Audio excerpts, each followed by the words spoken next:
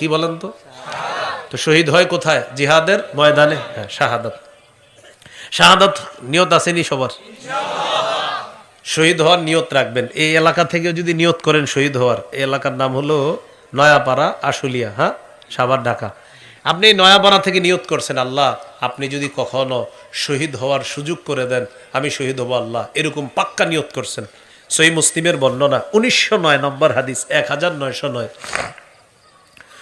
قال رسول الله صلى الله عليه وسلم من سأل الله الشهادة بصدق بلغه الله منازل الشهداء وإن مات على فراشه।